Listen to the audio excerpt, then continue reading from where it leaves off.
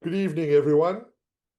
And here we are for the last episode of the season. And what a treat we have for you guys. We're going to preview the 10 race card at Gravel on Sunday. And we're joined by the legend, Sean Tarry, the next legend, Piere Strydom. I thought you were going to put me first. No, you're out the game, mate. Oh, Terry's always better than me. You're out the game. You're out the game. And then, and we got Lance and me. Um, Hello, guys. How's it? How's it? And for those that watched yesterday, I am going to give a big shout out to Daryl Utah because I know he watches all of this, and I can guarantee no tears on today's podcast. I can guarantee it. There might be tears Sunday night after the tips. Listen, I think this is going to be an explosive episode because there's some cracking runners on Sunday, Lance, and I'm assuming we're going to argue again about who likes what. Listen, I like the card, and I'm glad you picked Sean Tarry as the trainer because I like a few of his runners. I like a lot of his runners. Is it? And I like them quite strongly. But no bias. No bias. No. I did the form with real blinkers on, and I didn't know he was coming on until this morning. Yeah. It's going to work out quite nicely. So for those people watching, we're very lucky. Thank you, Sean, for coming. We're going to do the main race like we did recently. That really works. Everybody gets to watch the main race. Then we're going to fire through Sean's horses, and then Sean's going to go and have dinner, and we are going to preview the rest of the card. So let the host invite the trainer with the most runners on the day to go first. The Hong Kong Jockey Club Champions Cup, Sean. You send out one of the 9, Litigation. What do you think of this race? Yeah, it's a tough race. Obviously, just taking an absolute chance. Two things in my favor: the distance and the arena. Obviously, we way out at the weights, and it's a tough task. Can the July winner buck the trend of winning the Champions Cup in the July? It doesn't happen too often, but the one thing that it is it's like third and after a rest kind of. It's not like he's had a hard campaign in Durban. He's only had the 2 runs, so I definitely wouldn't write him off. I'd say Dave the King is probably the horse to beat, and I make Fire Attack third best. Well, at soccershop.bet, they're going 22-10, each of 2. The Prince and Dave the King.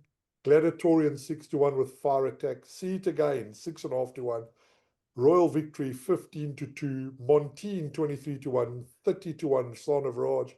And again, Litigation 70-1. Not often you see Tarry and Lorena teaming up at 70-1. Lance?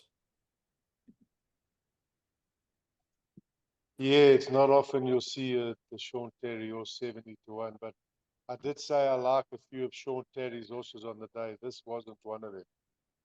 So I think Christmas has come early, guys. Christmas has come in July, and I think he'll take a power of beating Dave the King. This is Dave the King's July handicap. Hard horse to beat. I'm very, very strong on the July runners not winning this race. So I make the danger to Dave the King if there is going to be a danger. I'm going to make it See It Again. I looked at Gladiatorian as the next best, but he's had a July run and it was a trip a little bit too far for him. And I mean, the July takes a lot out of a racehorse. So I'm going to go strong that Dave the King's a very hard horse to beat. And if he does get beat, the horse that never ran in the July is going to give him the most problem. And that's going to be See It Again. The rest of them, I'm going to gamble against. I'm really not keen on the July winner. I think this race is coming way too soon. But like this race every year, the July runners battle. So like Sean said earlier, is the trend going to be bucked? My gut tells me no. Interesting. Piere? Yeah, I think the panel's got a spot on. I mean, how often do you see a July runner win this race. They're obviously being prepped for the July. That's their big aim. That's the big race. And often the July runners will taper off. And I think that's why between Sean and Lance, Dave the King and See It Again is probably the two horses that haven't run in the July. Fire Attack also hasn't, but he hasn't run for quite a while. If you go on merit rating, they're all very close. And I'm going to lean with the panel and say Dave the King and See It Again to fight it out. Sure. Well, I absolutely labeled the Real Prince, and I'm going to label him again to not run in the trifecta this time. Uh, I can't. I have to agree. I don't think they can come from the July. I think he's an exceptional horse, obviously. But this race is going to be run at a different tempo, smaller field, which will suit him, but smaller field. I think David King's going to go forward. I've given See It Again more chances than some people have had. I like a trifecta here, I have to be honest. I like Dave the King. I really like Fire Attack to run in the money. And I think it's a masterful booking to put Piere on Royal Victory. Group 1, probably the last Group 1 he's going to ride in. And I'd box those three in a trifecta for a bit of fun. But yeah, I agree with you guys. I can't have the Real Prince. I'm all over Dave the King to make all, and I'll make the dangers Fire Attack and Royal Victory. And Fire Attack hadn't run in the July, but Fire Attack hasn't had a great prep. No, he hasn't. But Alex turned the corner, eh, Lance? Alex? He has, and it's got the pull on Royal Victory from its. There's a run here. I don't know what run it was. The 2,000 meter turf, the Champions Cup, the Premiers. Yeah. He's got the pull. I mean, but I just don't think his prep's been right. No, Choice his and prep order, hasn't been right. And he's very never, good horse. Yeah, he's never travelled, eh? He's never travelled. But he is a good horse, and he hasn't run in the July, so he's not a brass. He can definitely win, and he can definitely scare them. But if a horse is going to beat Dave the King, it's going to be the See It Again or the Fire Attack, which never came from the July form. So that's Right. how I'm going to play it. So pretty standard stuff in that race. Sean, even confirm. I didn't agree exactly with you guys. I said that Mark's horse is the horse to beat. I'm not writing the July winner off based on a different. Okay, so half the field ran in the July, and I'm sure he will confirm with everything that was behind him. So my three are the July winner, obviously Mark's horse, and Fire Attack. Just so that we don't get wires crossed early in the game. No, listen, 100%. We partially misquoted you, but you do think Mark also. That's how we get our instructions from Sean as well. He like says, don't get confused. This is what I told you to write horse. Okay, interesting. Right. Let's flick through Sean's runners so he can love and leave us. Sean, interesting. 10 runners on the day, so no having fun in the box at all, or having lunch probably. Before we jump onto your 10 runners, I just want to say last year's July, I had 5 runners on the day, and I found it exhausting. And for people watching this podcast, you actually have no idea how hard it is, because you don't really enjoy the day, Sean. You are going to be busy all day long. No, it's not a day to enjoy when you've got a lot of runners on the day. Yeah. When you've got a few selective runners, you can have a bit of fun. You may have a winner, have a bit of more fun, but it's a lot of work. You got to pay attention to detail, and you got to plan and think what you want to do and how the race is going to pan out. And obviously, there's owners with expectation, and obviously, some of them have disappointments. So it's a long day. It's a long day, huh? long, tough day. It's like going 15 rounds with Tyson. Well, listen, I'm not going to get into an argument with you about that, but I'm fencing less than 10 seconds. But we'll give you the 15 rounds for the sake of the analogy. Sean, we're going to flick through them quickly. Race 1, you have got. So the Africa House, a nice type of runner. He's drawn for. He's a big outsider. Yeah. He's suspect over the mile, but I do believe if ever he's going to win a mile, it will be a gravel mile. Cabela has gotten on well with him in the past, and I think he'll be thereabouts, but no real confidence. 30-1 with soccershop.bet. On to race 2, Mystical Miss. Yeah, again, she won a really good race first time out. She is a maiden winner and taking on a few hard knockers here. While Dean's horse is also a maiden winner, she was really impressive and couldn't have been more impressive. And yeah, I think I'll be right there, but I can't say that I've got the confidence that I'll beat a horse of like Dean's or one or two of the others that have run well in the features. She'll be there. Okay, then on to race 3. Here you're sending out Shadow Facts, and you're sending out One Fine Winter, and you're sending out Alta Capitana, and they're betting Shadow Facts 6-1. Let me just find the rest. Okay, Joe, we only got the one runner here, Shadow Facts. You've got 2 runners, 2 races combined there. Oh, sorry. You're right. Sorry. Shadow Facts, he's a lovely horse. He's a quality horse. My concern is obviously he's still quite green and playful. And, it's always tough at gravel first time. But if everything goes smoothly for him, I'm sure he'll give a very good account of himself and he'll be in the finish. You're right, Sean. Sorry, I got that wrong. 6-1 with Soccer Shop. Right, on to race 4, where you do indeed have a few runners. Alta Capitana, One Fine Winter, and Tina Lovelace.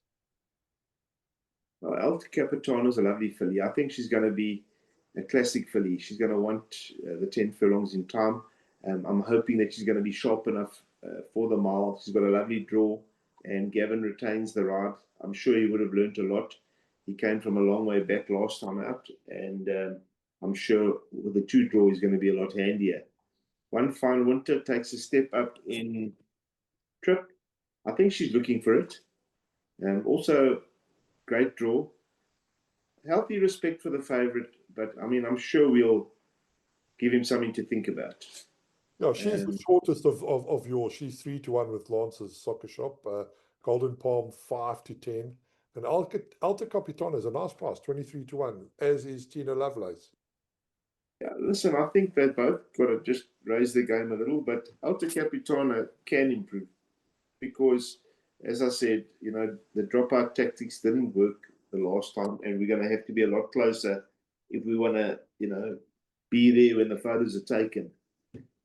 Tina, quite the opposite. She can, get dropped out and come with a flurry. She's got a decent draw, which I think is going to, really benefit her in a big way.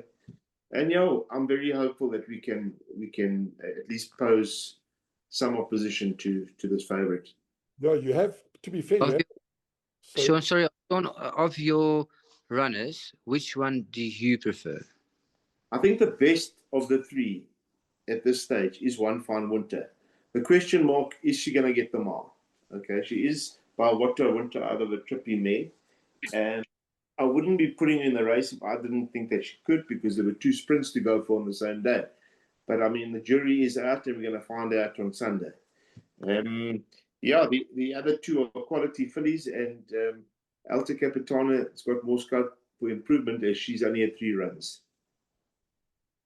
Okay. Right, let's quickly move on to race number 5, where here you send out 2 again. Blizzard Quest, Tin Pan Alley. You've been blessed with good draws, and it's interesting you mentioned draws because I was looking at the results from Gravel the other day. Out of all 12 races, only 8 horses drawn 10 or higher ran in the trifecta alone. So you really need to have good draws on big days like this. And yeah, you've got 2 runners, don't you? Yes, Joe. The reason for a bigger entry on the day is that we've had a lot of good draws, and you certainly nominate to see the draw. So when you get a good draw, then Might as well run. hard to pick and choose and say no, we're rather going to go with this horse or that horse when they really do deserve their place. Yeah. So Penelli, I think, might be my best run on the day, in my opinion. Okay. I felt that for him to go as close as he did with all the trouble he found was quite a run. I didn't think he'd line up for this race because I thought I'd have to patch him up for the next 3 weeks. But as it happened, he's come out of the race quite nicely, and I think he's a big runner. Blizzard Quest, he's won over the course in distance, so that is an advantage. And maybe I don't know if he was a bit too handy the last time. It's what I wanted, but maybe we'll give him a bit more of a chance and see how he finishes his race off. Okay. Lance, do you have a question for Sean, maybe? No. Yeah, not really. You're Sure. soaking it all in. You're I'm soaking it strong. all in. I'm strong on Tin Pan Alley being a big runner, but I do have a strong fancy in this race, but that's for another time. That's for another time. Right, let's get on to race 6. Just going back to race 5. I mean, obviously, you've got to respect 3, 4, and 10. Okay. And it's not that I'm discarding them in any way because those horses have all got a strong claim. But of my bunch, I think he's the strongest on the day. It's interesting that you say you can't discard those because I really make this a 1-horse race and you didn't mention the 1 horse. And it comes out of the same form line that you come out of. And if you watch that horse's replay, whew, he's a big runner on the day. But we'll get to that. We will. Also in that race. So. Have you, Piere? Yep. It's for the next episode. I bet you it's not the same horse that I like. Okay. Listen, let's see what it is. We'll talk later about that. Right. Race 6. I love this race. And I love this race for a lot of reasons. There's some smart horses in this sprint. And by default, I've fallen in love with one of your horses, Sean, Mia Moo, because she's done me the biggest turn of all time. I happen to own a horse called Alphabeti, and when I was on the plane to New York to go see Piere and his wife and the rest of the people for our trip for the Belmont, Eugene Freeman messaged me mid-Atlantic, will you sell Alphabeti to me? And I knew straight away that me and Moo had got a Group 1. Carrying a lot of pudding, 57.5, great race. What do you think of your 2 runners here? So a lot of pudding, 57.5. I think it's a good weight for a Group 1 winner. The bottom line is that with a horse like Questioning, she's half a kilo out. Tenango, she's 1.5 kilos out. And William Robertson, she's like 3 kilos out. But having said that, she deserves her place. She's well drawn. She's been going a long time. And after her loss, when I freshened her up a bit, and I'm hoping that move doesn't come to bite me because she'll basically I'm just getting her to try and peak on the day. So I did give her like 3 weeks of very, very light work. And I'm hoping that hasn't set me back too much. But obviously, I love the draw. She'll enjoy the course. She's run well around the bend. And obviously, Callum rode a great race when he won the Group 1. Don't discount Mrs. Browning. I think she's back to best. Also, very similar story with the weights draw. Piere got touched off in the Group 1 sprint last season on her. I think this pair of fillies, they'll give good accounts of themselves, and I wouldn't be surprised if one of them goes right down to the wire. Yeah, I agree. I agree.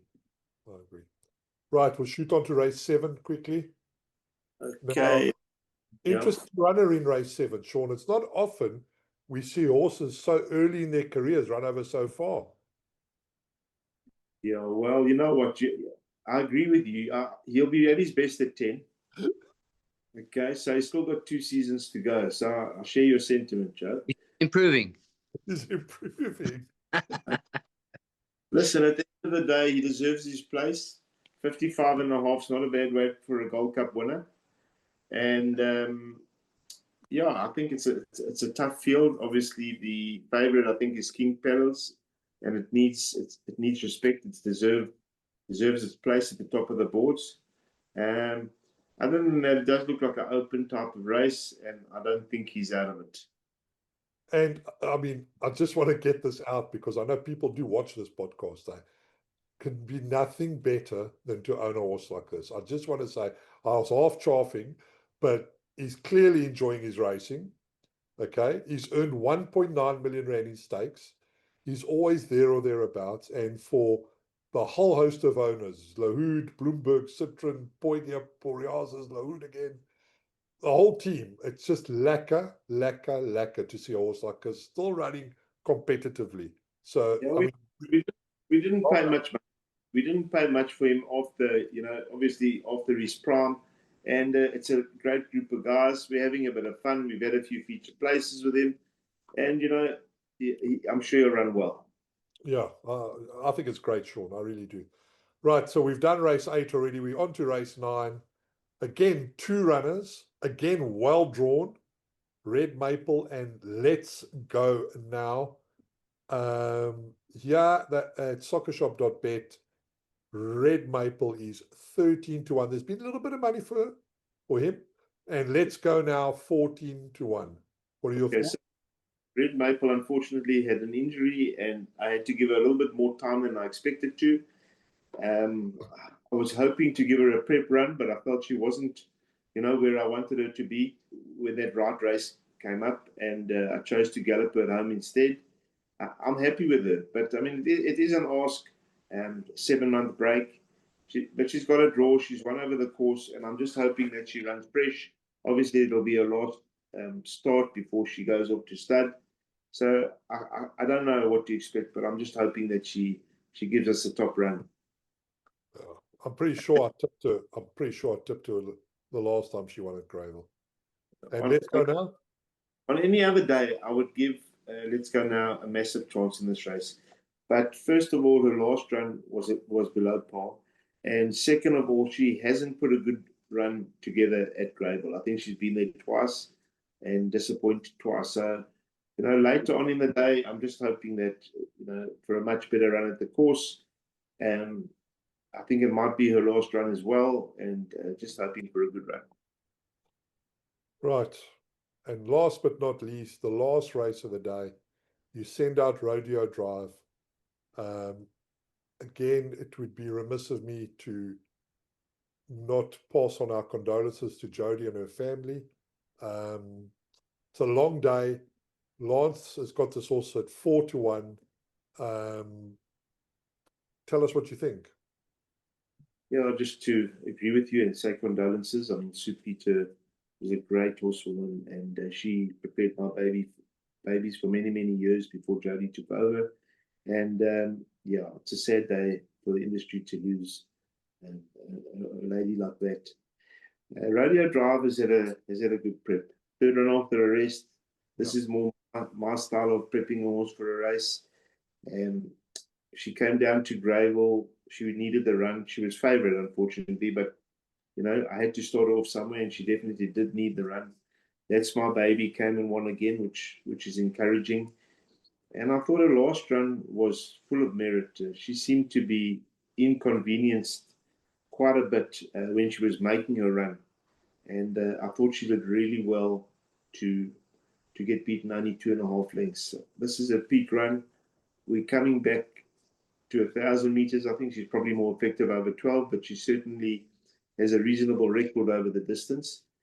And I think she's not out of it. Quite like her over the 1,000, Sean.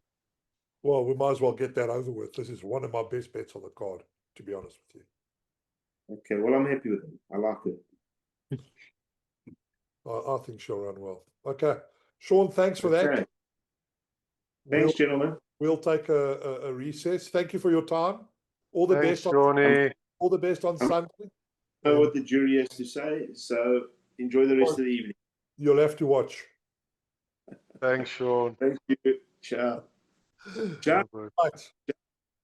I've started watching the show many times. I haven't finished often, but I have started watching it often. Oh, that's good. He's got a bit of game, huh? All right. Well, listen, we're previewing all your horses this time. Try and stay awake. Thanks, Joao. Take care, guys. Cheers.